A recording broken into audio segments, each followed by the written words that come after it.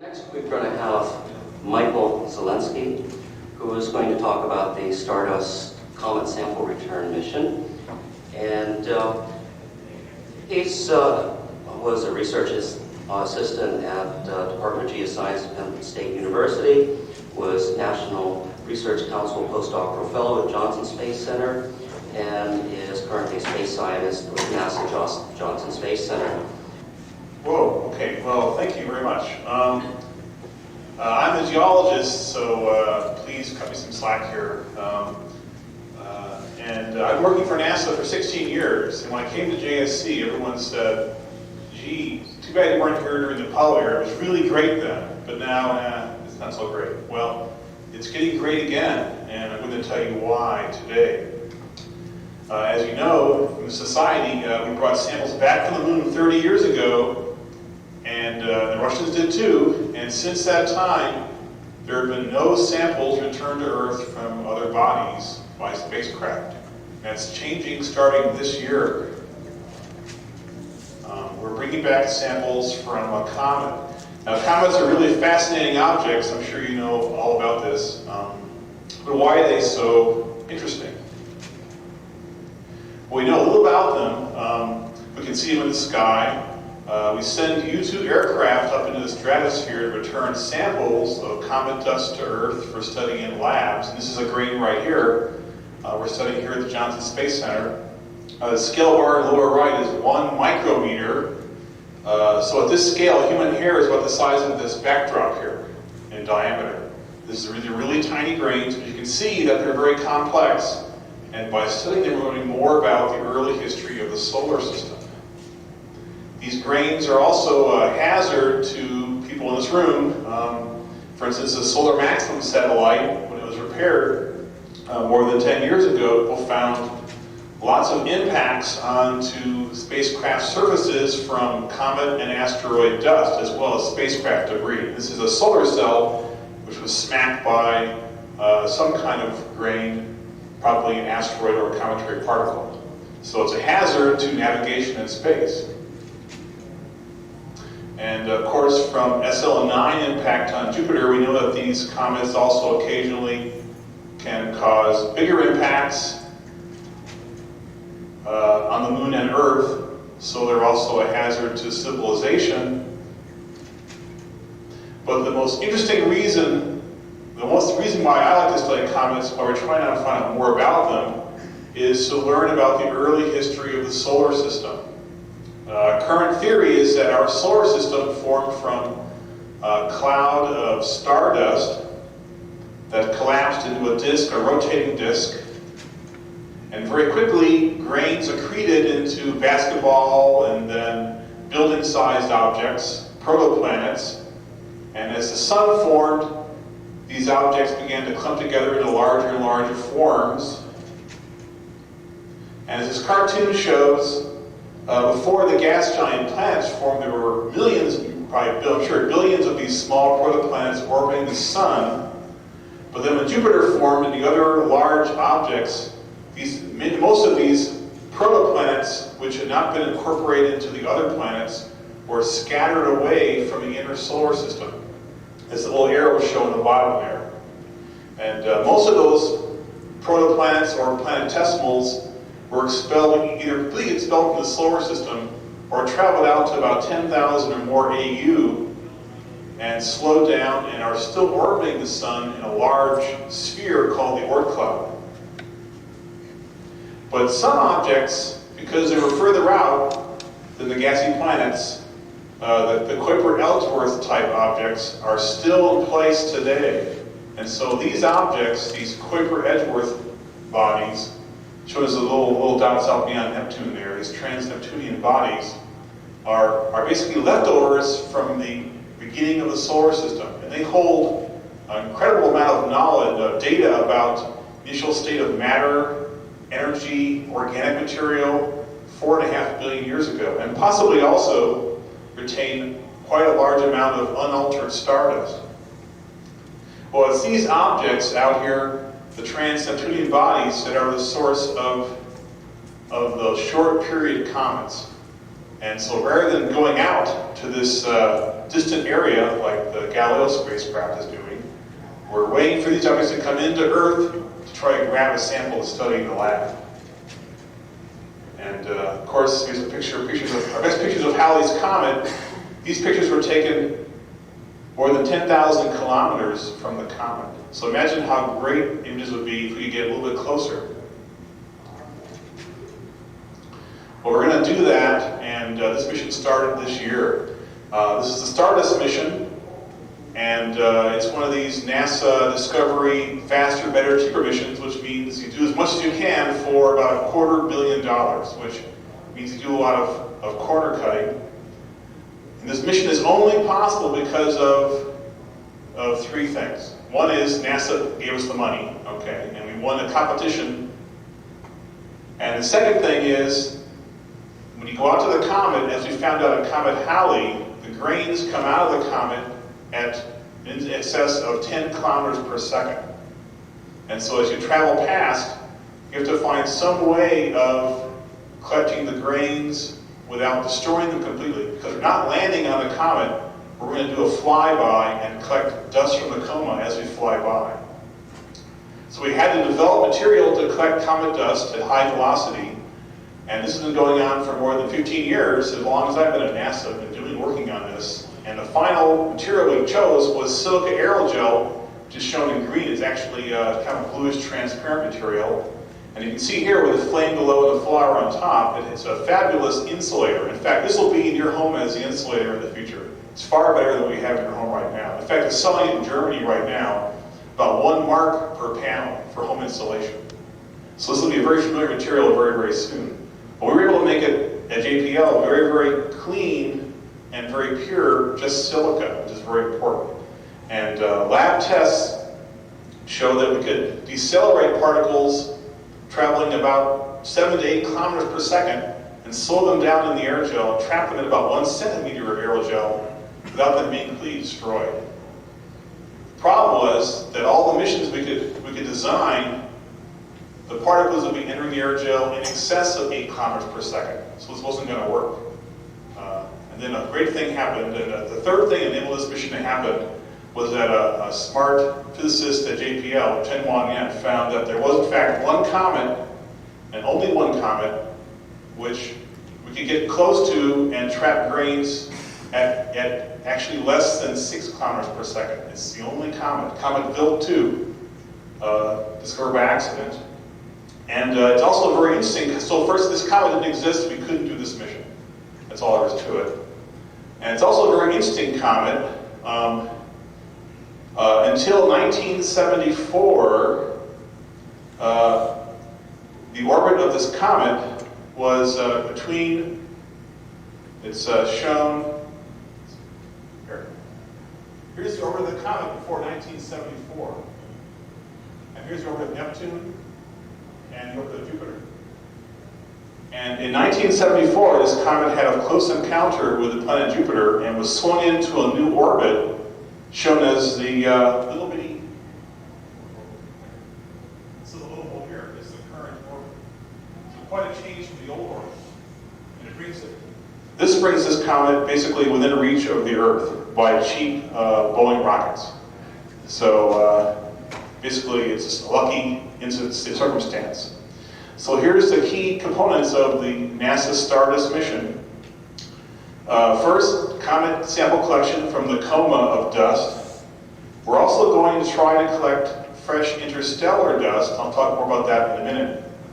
There's also a time-of-flight mass spectrometer on board, which will be able to analyze impacts of dust grains during the mission. We'll also do some imaging of the nucleus and coma of the comet, actually mainly so that we make sure we miss the comet. We don't want to hit the comet, that'd be bad. And there's also a dust flood monitor on board, which again will help us guide us to the right place to collect the dust. And I should say here that the mission, the principal investigator is Don Brownlee, University of Washington. The program is being managed at JPL, and the spacecraft was built at Lockheed Martin, south of Denver. So these are all team efforts. Here's a quick rundown of the benefits of science, which you can just read for yourself, fairly obvious there. Let's talk about the mission. Here's the spacecraft, and the spacecraft in total is about the size of the screen it's being shown on. Not very big. Solar panels that fold out. There's some dust shields on the front. Here, to protect the spacecraft itself from the dust, which again is traveling at 6 kilometers per second. And the spacecraft guts are these spots behind this big shield, this vertical shield. In the back is a clamshell type sample return canister capsule, which will detach at the end of the mission and opens up like a clamshell, and out will fold this fly swatter type collector mechanism. And it's in the fly swatter that the air gel is sitting. So for most of the mission, the clamshell is closed, the air gel is stowed inside the clamshell. It's only when we're collecting dust that it opens up and folds out. So during the comet dust encounter, only that air gel fly swatter will be exposed to the dust. Everything else is behind shields.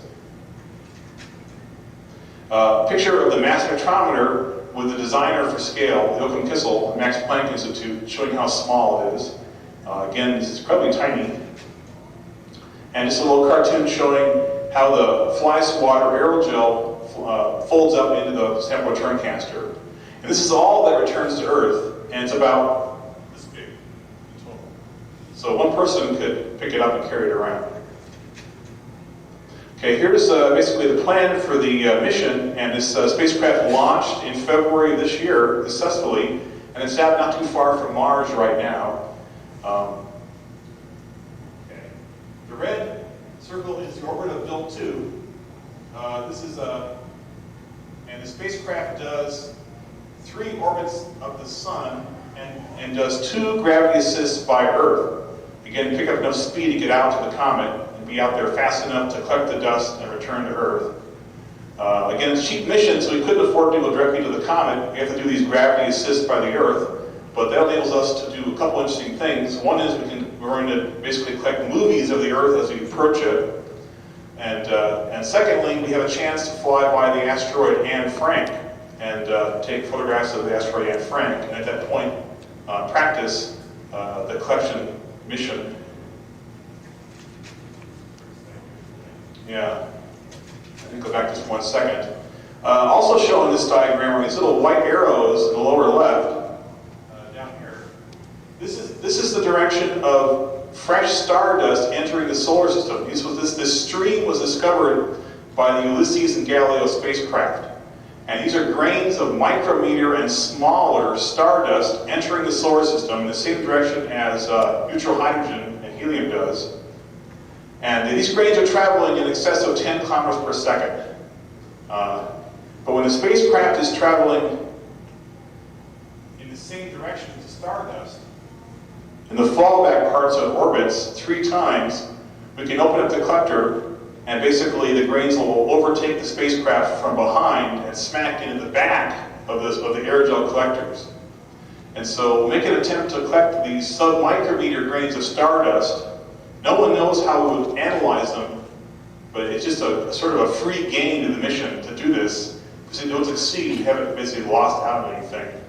Chances are we'll get about 100 stardust grains onto a collector this size. And so the first problem will be even locating them on the collector. Yes? What's the expected random interplanetary particle influx? Yeah, it's on the order of 10 grains or fewer. We'll also be getting a few beta meteoroids basically appearing coming out of the sun. We have 20 years of experience analyzing these grains from return from the stratosphere, so we have a pretty good chance of being able to recognize these and basically subtract them from consideration. So there'll be a few of these grains, but the bulk on the forward side, there'll be millions of grains of comet dust. On the back, about 100 grains of interstellar dust. And of course, the trajectory recorded tells you where it was coming from when it hit. Yeah, again, these stardusts, as you saw in the picture, they have little tracks, little carrot-shaped tracks each grain makes as it burrows into the aerogel. That'll tell you roughly the direction the particles are coming in. If grains are coming from wildly different directions, they have to be interplanetary dust. That's right. So again, a little cartoon showing that with this. This will be during the interstellar collection. The Stardust will be coming from the left side of the screen, hitting the back of the collector, which is also aerogel.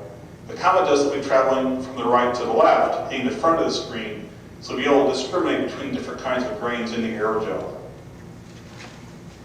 And another cartoon is again just showing that on the third orbit around the sun, we pass the comet. Actually, the comet passes the spacecraft. The comet's going much faster than the spacecraft. We're just sort of out there to get it. And a little cartoon showing what this will look like. We'll actually get within 300 kilometers of the nucleus. Maybe closer, but now that I've been in this mission long enough, I know the engineers are really conservative, and we'll probably get about 300 kilometers away. So this is orders of magnitude closer than we were to the comet Halley nucleus. So a trickier place to be, but far better for photography. And we'll get right within the coma. We'll go in front of the comet and open up. And out of a 7-year mission, we'll be collecting comet dust for about 1 minute. So critical to do at the right time. And a little cartoon showing that the grains are coming out of the comet, smacking into the collector, and the shields protecting the solar panels and the spacecraft itself. And a little cartoon showing an impact into this tray. The tray is about that big, actually. That's shown about the right scale. There's more than 300 pieces of aerogel in there. Pull them out and analyze them after the mission. And this is a shot showing, this is aerogel. We've tried this in orbit on the Mir spacecraft, and this is basically one of the panels that got back from that. And we're able to successfully burrow down, pick out grains, and analyze them in the lab. So again, the grains impact the aerogel from the left. They travel down these little tracks, and the white spots you see in the middle of the screen, these are the actual grains that they come to rest inside the aerogel. So this is from the Mir spacecraft. These are cometary, asteroidal, and space debris particles that we've captured in orbit. And we're now analyzing these just to learn how to do this for Stardust. It's not a trivial matter to remove the particles from the aerogel, but we've shown it can be done. Well, and just a little cartoon of the spacecraft. Okay, the spacecraft will land in January 2006 in Utah at the Utah Test and Training Range. And this was 2 Januaries ago when we tried this out, just dropping the spacecraft, the capsule from a helicopter. You can see there was snow on the area there. So it's a desert, but it can be cold and wet somewhat in the winter. And I might say that this same place, Utah Test and Training Range, this is going to be the place where all samples come back to Earth for the foreseeable future. So we'll be very used to this after a while, seeing these pictures from this place. Okay, what can you do with the samples? Samples will be flown back to Houston, to this city, to the Johnson Space Center, to the curatorial facility. We'll open it up with the capsule and begin to analyze the particles. But we expect the largest grains we'll capture will be only about 100 micrometers in diameter, which isn't very big. What can you do with grains this small, okay? Well, you can do a fantastic amount, it turns out.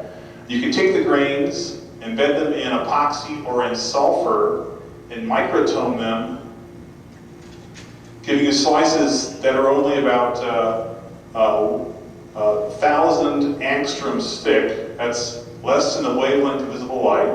This is a transmission electron microscope image of a grain we sliced up.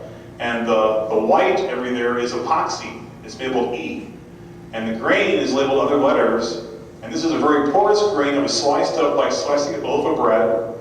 And from one 10 micrometer grain, you can get maybe 100 slices. And you can send slices all around the world to labs for analyses. You can do everything on these slices. And by the way, the C, as you see here, is for carbon. This was a cometary particle captured in the stratosphere. Just pointing out we're going to learn about organics, because this cometary grain was more than 50% by weight carbon. So 90% volume carbon. A lot of organics in these cometary particles. And again, here's this, one of the things you can do, this was on one slice of one of these cometary particles. This is a technique for analyzing organics in these thin slices. It's very sensitive, and these are three particles, fluoranus, beryllium, and caligula, and these are all aromatic hydrocarbons being analyzed by a laser ablation technique. So you can do all kinds of things to analyze these particles. Really, everything you want to do, you can do on a 10 micron grain. The last part of this talk is just to show you that Stardust is really just the first of a whole new generation of sample return missions which are happening right now. Stardust is already launched. It'll return in 7 years. In a couple of years, the next one goes. This is the Genesis mission, another NASA discovery mission. It will go out and capture solar wind atoms and pieces of atoms and return them to Earth, again back to the Johnson Space Center for analysis. And it collects them in these little pie pans, shown here. And these are, again, similar to solar cells of composition. They're very pure silica and silicon and other materials for collecting these atoms. Next, the Japanese are going to have a mission that's called MUSES-C. The Japanese don't name their missions until they launch. So it's given an engineering name. This one's called MUSES-C right now. Although some Japanese have proposed the term kamikaze for it later on. Right now it's called MUSES-C. This mission will travel out in the next decade and will basically orbit a very, very small asteroid, probably an asteroid called 1989 ML, which is it's on the order of a ½ kilometer or smaller sized asteroid. It's like the size of this hotel, okay? Very small asteroid. And it will pop down and hop on the surface 3 times and collect dust from the surface. It'll actually, each time it touches down on the surface, it'll fire a little gun, which will kick up dust, and it'll collect the dust for return to Earth. And the lower right of this slide here is a contribution from JPL called the Nano Rover. And it's shown almost at scale. This robot is about the size of a pack of cigarettes, and it'll roll and hop like a flea across the asteroid and do imaging and basically image the sites that are collected by the spacecraft to give us some geology and mineralogy of the whole asteroid surface. This spacecraft will return a capsule again to Utah. It'll be flown to Tokyo and then studied. And this will happen in the first 5 years of the next millennium. There's also plans for what was called Deep Space 4, now I think it's called Science Technology for a new Millennium mission from JPL, which will fly to Comet Tempel 1 and actually land on the comet and then bore and collect a 2-meter-long core sample from the comet. But because they're limited by funding, that'll be the end of the mission. It'll collect a core sample, retrieve it, put it back in the spacecraft, and that'll be the end of the mission. It won't actually return to Earth. So it's a technology demonstration mission. But still, we'll learn a lot about the interior composition and morphology of comets and mineralogy as well. But there isn't way to return to Earth, unfortunately. But it'll be interesting nonetheless. And of course, ESA has, its mission is Rosetta. It will travel to Comet Virtanen and orbit and land packages on the surface of the comet for study as well. Again, no sample return from this comet, but we'll learn an awful lot about one comet. And of course, sample return from Mars is going to happen in the next 5 years. It'll start, as we all know. So Apollo was great, but we're about to enter really the golden age of sample return missions. And it's already started this year with the Stardust sample return mission from the comet. Thank you very much.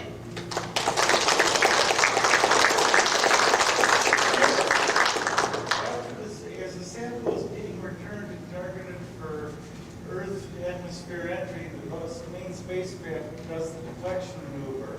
Are there any known options for extended mission? That's a good question, and people are thinking about that now. The problem is that we planned the mission. We spent money, JPL spent money to design the entire mission. And to do that, to figure out what might happen to the spacecraft itself, it would cost more money. And so right now, JPL is petitioning NASA for some additional funding to study that option. What happens now is the spacecraft returns to Earth. As it approaches Earth, you spin up the sample return capsule, and then it's pushed away from the spacecraft and enters the atmosphere, and the spacecraft keeps on going. And it's still in orbit around the sun, just out there with all kinds of other missions orbiting the sun, like I guess Phobos and things like that, which are lost. I forget the name of it, the one that takes the Bohr sample of the comet. Does it have the design to come back and you should come up with some money? Yeah, the question was, the Deep Space 4 mission, which is also called Champollion, or now it's called Science Technology 4 Champollion. If there's more money available, could it return a sample to Earth? It could, but I think that's probably not going to happen. Right now they're fighting, it hasn't been approved officially as a mission, and they're fighting just to get the $250 million it would cost just to do the sample collection. That's probably the reasonably, it probably will not return to Earth. It probably just costs too much more money. On the Japanese one, the little micro rover, what's going to keep that on the surface? I mean, the asteroid won't have that much gravity to hold it there. Yeah, that's right. It's really micro. The question was the JPL Nano rover. Since they already had a micro rover on Mars, this has to be the Nano rover. Next is the Femto rover. Right, that's coming next. There is enough gravity to really keep the rover on this asteroid, and that's right. They're designing it so that when it hops, it won't leave the asteroid. It'll land somewhere else. And they do that by, it has 4 wheels, and it can roll around, or the wheels can come together and let them go, and they bring them together, it'll just sort of hop up. And so they're worrying about that now, and the problem is that no one knows exactly how large this asteroid is. Every time they observe the asteroid, 1989 ML, it gets smaller, which means it's either shrinking, you gotta rip and go there soon before it's gone completely, or it just means, of course, that their observations are better. But they'll design it so it won't leave the asteroid and smack into the spacecraft, I guess would be bad. But it'll be like a little flea hopping around. It'll be kind of neat to see that. And also that mission will be autonomous.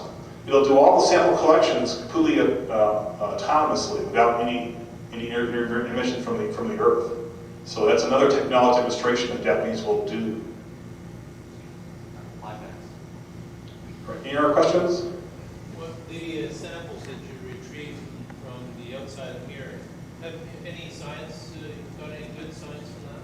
Yeah, the question was, is there any good science from the aerogel collection of asteroid and cometary samples on Mir? And the answer is, right now, there are scientists at JSC who are studying these impacts, and they've represented a couple of short papers at meetings just to describe that we succeeded and got particles out of the aerogel and analyzed them.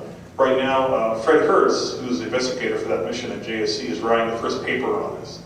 So it's about to become good science, and it's really we're relieved to see that we finally captured asteroid cometary particles in the aerogel and got them out. Because until this time, no one had really successfully done that. And so it's reassuring people on Stardust that we could actually do this. As having done this myself, I can tell you that pulling particles out of the aerogel is a little bit like getting a mosquito out of Jell-O. It's not easy to do. But you can find them easily because of the tracks. Yes? How would you discriminate in the slide you've shown? There are many, many tracks buried in there. How do you discriminate what's orbital debris, interstep, or whatever? Yeah. How do you identify what's the signature that tells you it's interstellar? Yeah, the interstellar grains will all be coming in from one side of the aerogel, cometary from the other. And because we're only going to collect the interstellar grains, we're traveling in the same direction. They'll be coming in directly, normal to each piece of aerogel. So there'll be these little burrows directly in from the back of each piece of aerogel, within a few degrees. Any grains that come in from other angles, more than say 10 degrees from that, have to be from interplanetary dust. Of course, we will expect to get a few interplanetary dust grains coming in the same direction, maybe 1 or 2. We'll just have to see what the interstellar grains look like so we can then tell them from the interplanetary dust. So it'll be a matter of looking at 100 grains and then deciding which were cometary, which were interstellar, etc. On the Mir samples, you can't really tell. That's right. You can tell very roughly, but no. Luckily, though, we have quite a bit of experience looking at spacecraft debris and other things from other missions to help us figure out which grains are interstellar, interplanetary spacecraft debris already. Just out of curiosity, shouldn't the depth of the channel be proportional to the velocity of the star? Yeah, the question is, shouldn't the depth of the carrot track for each grain be proportional to the velocity? It turns out it's not that simple. It depends really, we didn't study this 10 years ago, it depends more on the density of the aerogel than on the velocity. And in fact, there's some evidence that the highest velocity particles make very shallow craters instead. So it's not clear that's the case. It doesn't work out that way. I might say that the density of aerogel is very low. It's a few percent density of water, okay? And people can make aerogel actually lighter than air. If you pump the air out, you can make it so light, it's kind of interesting to think about. You guys make it float around if you coat it somehow. And this aerogel is also really transparent. You can hold it up, and if you haven't seen it, you can hold it and turn it around and you can see right through it. And in fact, the lowest density aerogel, stuff that's near density of air, is in fact invisible. And I've got a piece in my lab at JSC, and you cannot see it until you enter with a little laser pointer. You can see the outside then, because it scares the light. But until then, it's just water clear, totally transparent. That's why you use silk aerogel instead of other kinds. How much of the cost of the project is launching costs? Yeah, I think it was like, I can't remember actually. I'm gonna guess and say it was a few tens of millions of dollars. I could be wrong about that. It's a Boeing mid-light rocket, and I can't recall what the cost was. And rather, would you expect that this mission would become the precursor of many similar missions to the rest of the solar system? Oh yeah, I mean, this Discovery mission and another one we're planning to go to the moons of Mars called Aladdin are really demonstrating new ways of sampling small bodies. And missions like this will be the way to go to asteroids, the moons of Neptune and Jupiter, Saturn, and bring samples back to Earth. Techniques like this, either where you fly and collect dust from a dust torus, or you go close in and fire a projectile and then collect the scatter of dust. That'll be the way to go. Okay, thank you very much.